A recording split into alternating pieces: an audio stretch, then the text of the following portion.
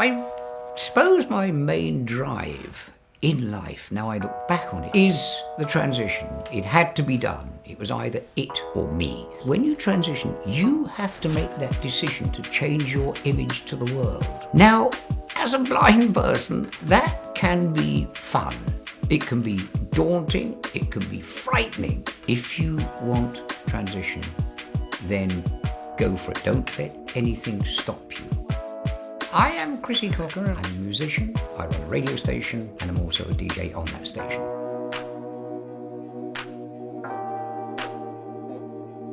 If you're a blind person, there are always obstacles. It was around 2005, I guess, that I began transition. It's basically as simple as that. I knew something had to be done. I knew that if I didn't do something, life would not be good. In fact, life would be awful. What's the point of it? So I thought you have two options. One, get out of it.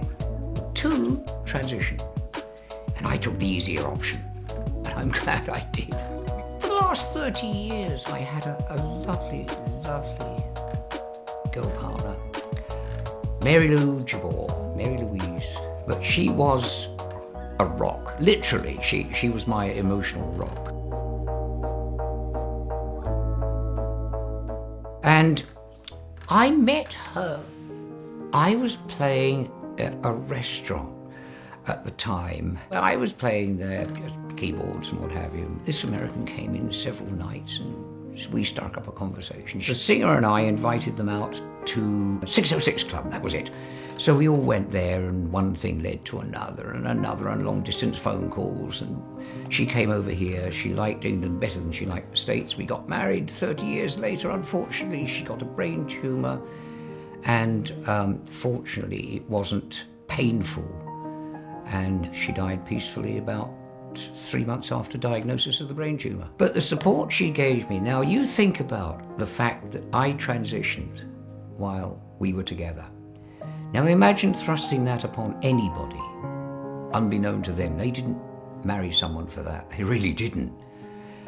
And considering what I guess one could say I did to her in a sense, she was absolutely amazing and was a role model, quite frankly. How do you know if a colour's going to match or what have you? I was lucky. There again, I come back to Mary Lou. Mary Lou was a role model. You must not go out wearing that, she would say. And she was right. The support Mary Lou gave me was emotional. Poor little thing was absolutely tone deaf. I was born with a defective optic nerve. My mother had German measles. I was what they call these days a bastard child, and my mother couldn't deal with me, so I was put into a hospital. In those days, this was in New Zealand in 1944. An 18-year-old single girl took a liking to me and kind of adopted me. That was okay until I was about 3, at which point the New Zealand authorities said, right, you go to the one school in New Zealand, the blind school. Now the problem was it was at one end of the country, I was at the other. So we went home once a year. I moved to the UK when I was 11. My adopted mother eventually, came over here for the coronation in 52, liked it so much, decided to uproot everyone and bring us here.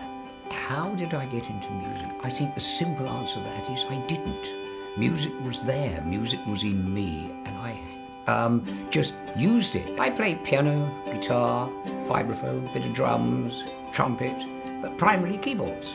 No, my goal was never to do music full time. It was it was one of those organic things. It just happened. Music's impact on my life has been largely enjoyment, quite frankly. I have made money with it as well, but it's largely enjoyment. I do things because I enjoy them. When I cease to enjoy them, I tend to get fed up with them.